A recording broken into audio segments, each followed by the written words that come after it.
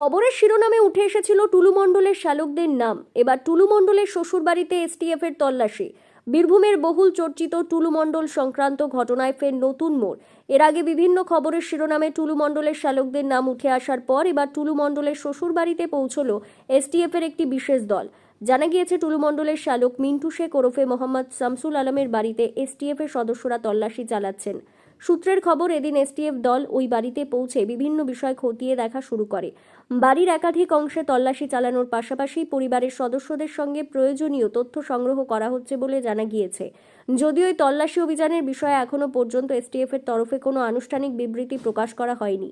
তবে সূত্রের দাবি, এসটিএফ এর দল বাড়িতে পৌঁছলেও ওই সময় টুলু মণ্ডলের শ্যালক মিন্টু শেখ ওরফে মোহাম্মদ শামসুল আলম বাড়িতে উপস্থিত ছিলেন না।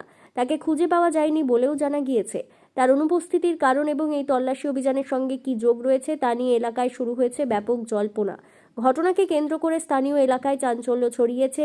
এসটিএফ এর এই তল্লাশি অভিযানে নতুন কোনো তথ্য বা গুরুত্বপূর্ণ সূত্র সামনে আসে কিনা সেদিকেই এখন নজর রয়েছে সকলের।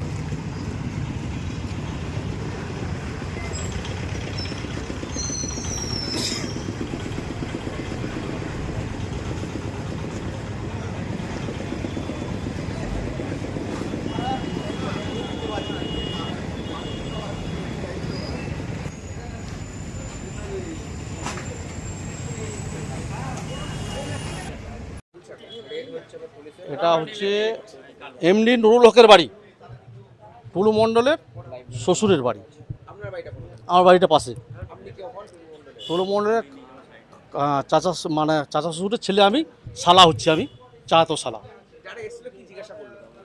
ওরা আমাকে সেরকম কিছু করেনি। আমার বাড়িতে সার্চ করলো, আমার বাড়িতে কিছু পাইনি।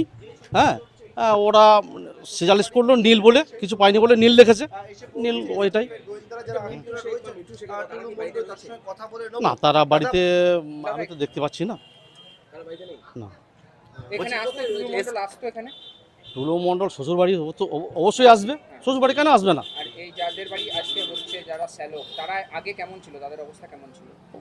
যেমন দেখছেন এরকমই ছিল। এসটিএফ এসে কি বললো আপনাদের? আমাদেরকে কিচ্ছু বলেনি।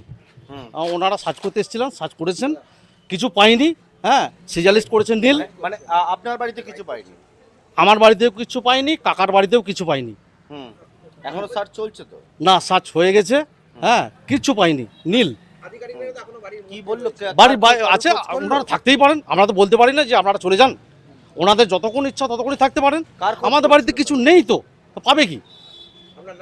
আমার নাম এমডি নজরুল ইসলাম।